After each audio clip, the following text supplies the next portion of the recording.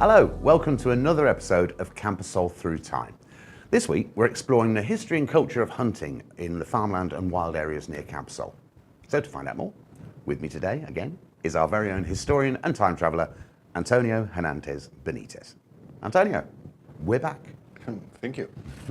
Now, we've talked about the history of all sorts of things. We've never touched on hunting before, and it is quite ingrained in the culture of the farmers in the area and people generally in Spain.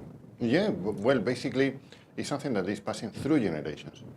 So we have to say, like, this area, this particular area, the hunting is still quite important in the culture. Yeah, also, I mean, coming from my house over at La Panilla way into Camposol, you often see them in the countryside.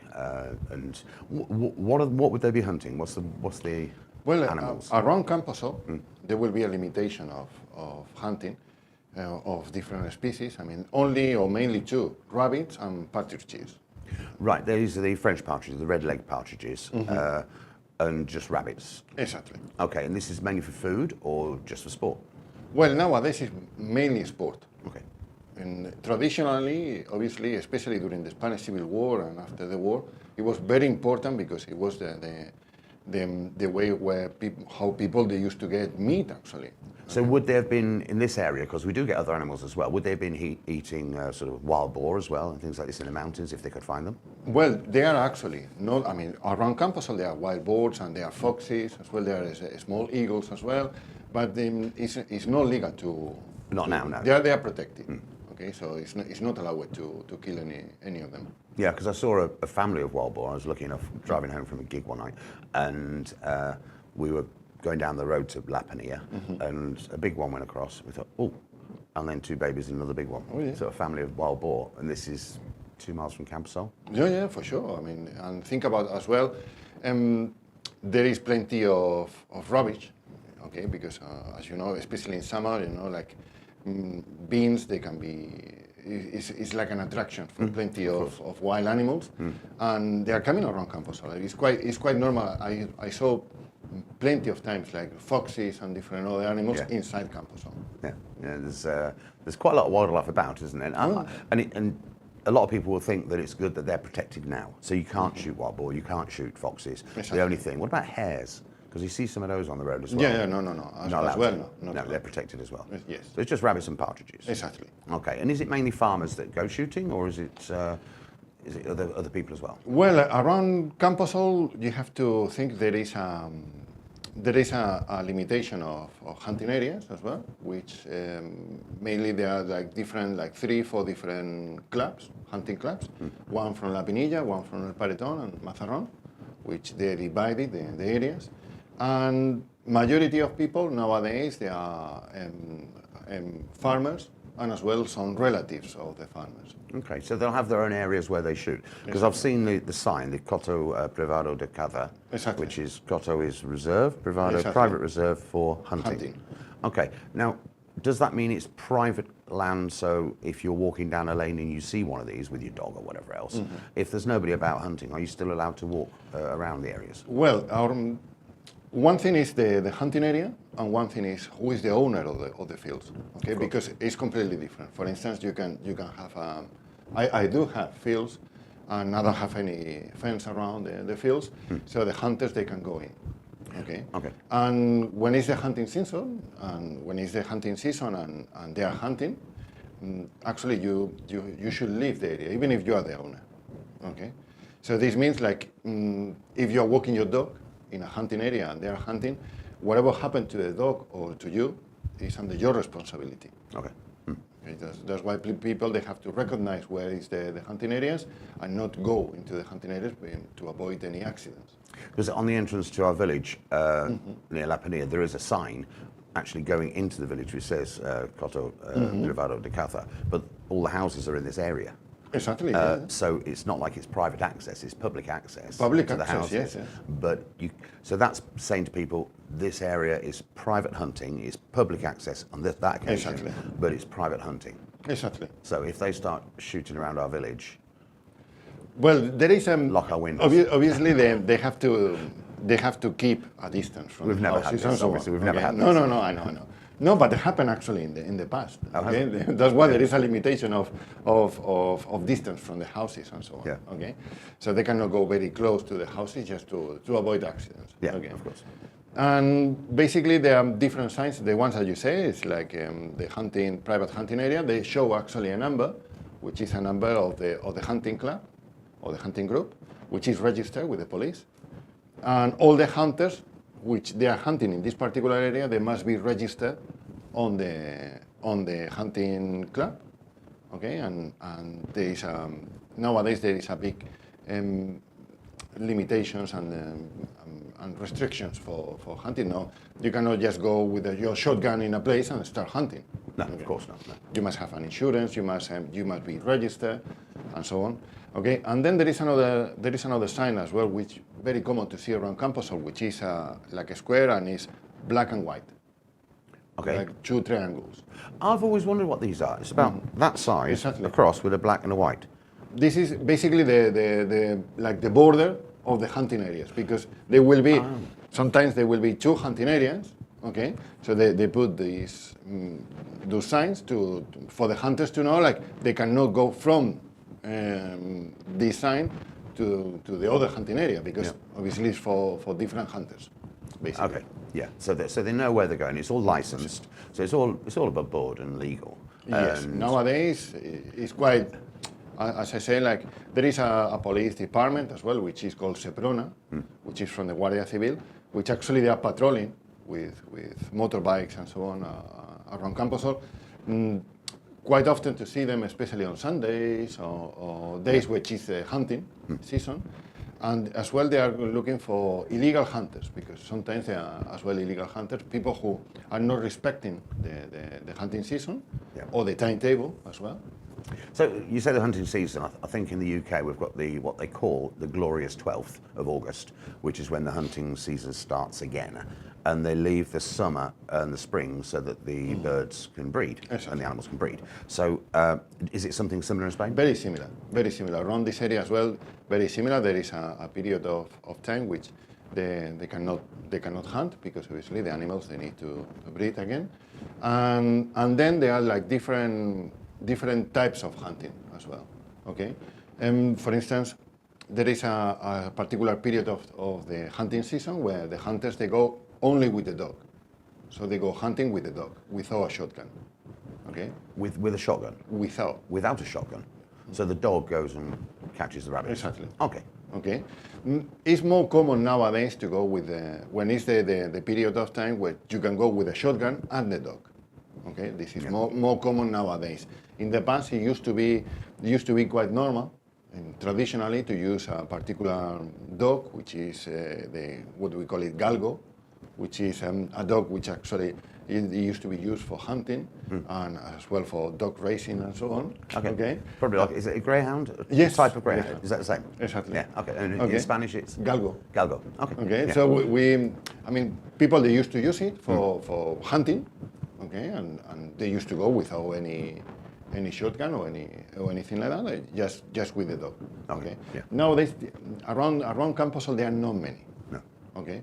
Majority of the hunters, they will go when it's a season to use the shotgun. As well, there is another season which they cannot use the dog, only the shotgun.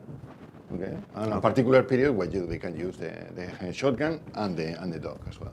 So, are you familiar with the seasons and where they are? Because I'm wondering why they don't allow dogs. Is that because the dogs are on the ground and disturbing nests, maybe, and things? Exactly. Okay. As well, and as well, there will be sometimes special periods where the police actually, they will provide the ammunition for the hunters, because sometimes, especially when the year is very humid, okay, there are too many rabbits around. Okay. Yeah. So rabbits, they can be a problem because they breed very quick. Okay, and very fast. I like rabbits. Yeah. So in order to kill them, okay, instead of, because it's illegal to put poison or anything like that in the campo, it's completely banned. And what they do is actually they provide the Guardia Civil, they give to the hunters the ammunition Just to keep the numbers down. to keep the numbers down. It's like a cull rather than a hunt. Exactly. Yeah, there's something similar in the UK with deer, I believe. We don't get many deer around here, do we? No, not here. Because I know they shoot in the UK deer, but that's with rifles, not shotguns. Exactly. Up in Sierra Espuña, there are different animals, and obviously you will need a rifle.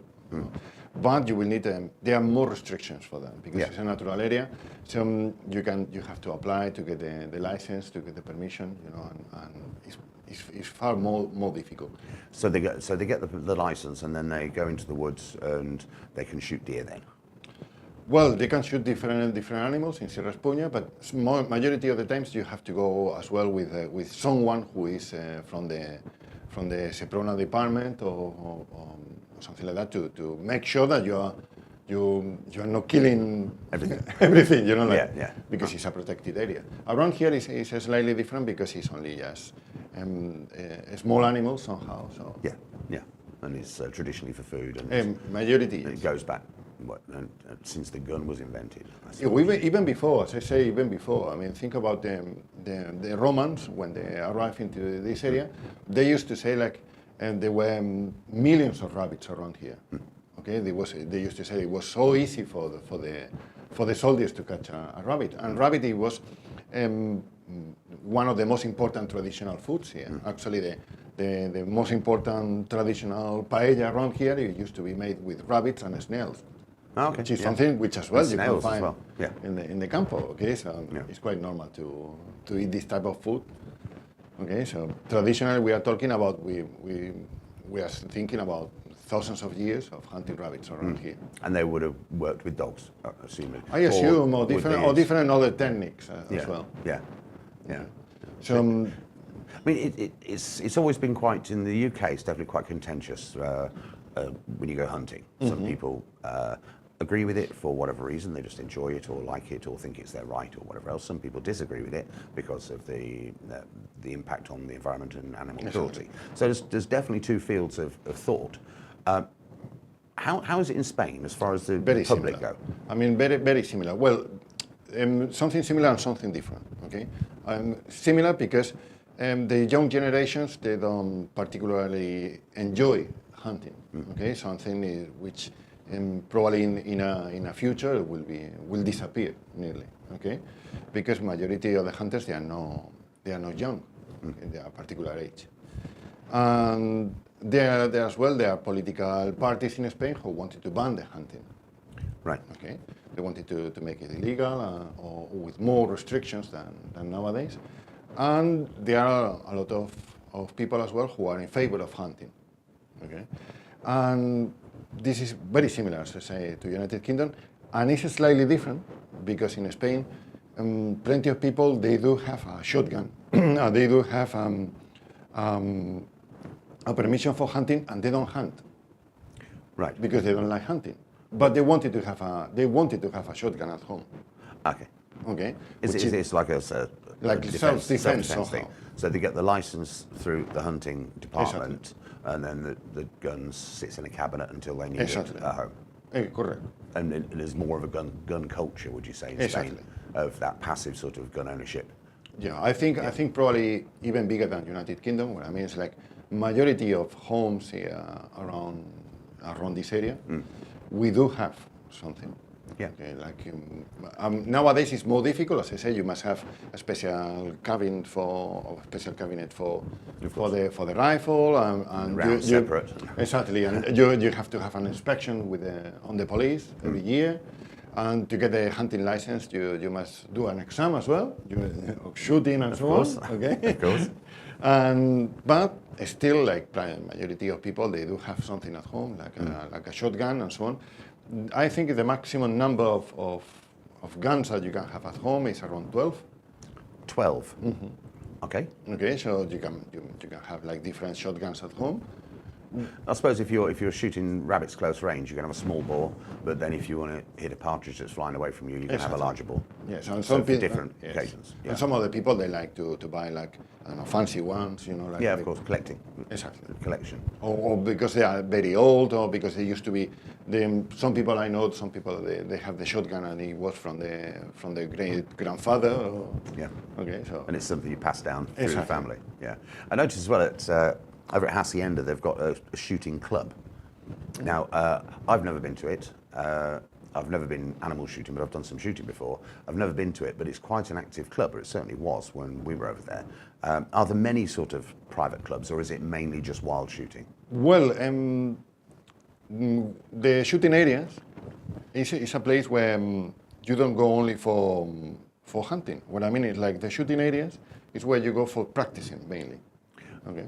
Because there are different licenses. You can get different guns and rifles and so on in Spain regarding like different licenses that they are actually, and you must have a training. Okay, so that's why plenty of people, for instance, they wanted to have, instead of a shotgun, they wanted to have a proper gun, okay, or a different type of gun at home. Yeah. They must do training on those areas, and they must go quite often to train and shoot and so on. So not only, you will not see only someone with a shotgun, you can see as well with something completely different. Not expecting. No? You wouldn't expect it in the campo near Camposol anyway. No. Around Camposol, no. No. Only shotguns and that's it. It seems like over the years it's gone from being a necessity for food to being a cultural sort of a preference, and now it's very, very well regulated by the police. It's something that's it's very safe, apparently. There's not many accidents that happen. No. It's a very safe practice. Not for the rabbit, No. I'll give you that, Obviously or for not. the partridge, but for all other animals, because there's a lot of protected animals, and the hunters tend to respect this, because this is their land as well a lot of the time, isn't it? Exactly, and they have to, otherwise they will lose their license. Of course. Okay. Nowadays as well, regarding the hunting dogs, started to be like very strict regulations as well, because as we know, like in the past, plenty of hunters, they used to abandon the dogs after the hunting season. You know? Now all the dogs, they must have the microchip, and there are more regulations, and every day is more. The hunters, they complain because they say like every day is more difficult for them to use dogs on hunting, you know, because there are more regulations now. They must have a particular way of transportation for the dogs, a particular maximum number of dogs, where before probably someone have 20 dogs, and okay, now they must have a small number, you know, like 3, 4, something like that, maximum. And every day there are more as well, like more regulations regarding the dogs and the wild animals as well. It just makes you realise as well how long Camposol's been here and how long this has been going on. And this is culturally, locally, it's been going on for ages. Oh, now yes. Camposol comes here and we sort of hear a few bangs over in the countryside and think, what's happening? And What's happening, yes. Yeah, but it's regulated, it's safe, it's only hunting on animals that there are lots of. Exactly. And sometimes it's for food as well. And it's really interesting to see that this is all going on our doorstep. Thank you very much. You're welcome. No, it's been really, really good talking about it, because I've always been interested. And you see the bravado signs around the place, and I'm thinking, well, are they going to be hunting all the time? But it's generally safe, isn't it, to walk around? If you hear shooting, obviously, Obviously, you don't go into that yes. area, but which is common sense anyway. Exactly. Yeah. Thank you very much. You're welcome. Cheers, Antonio. Great chat. Thank you. Ta. So that's it for today. Thanks for watching. I've learned a lot today. Don't forget, all previous episodes of Camposol Through Time, all the ones we've done on the Romans and whatever else, they're all available to watch on YouTube. Now, if you go to YouTube, you can go into the playlist part of YouTube, and down there you'll see all the different programs that we do here on Camposol TV. Pick out Camposol Through Time, and I think we've done about 14 or 15 now. If you go through that list, you can see something, pick a topic, watch the program. They're all about 15, 20 minutes long, okay? But we'll be back next week, same time, same place, on Camposol TV with another episode of Camposol Through Time. Thanks very much for watching, and we'll see you next week. Bye. Thanks, Antonio. Thank you. Brilliant.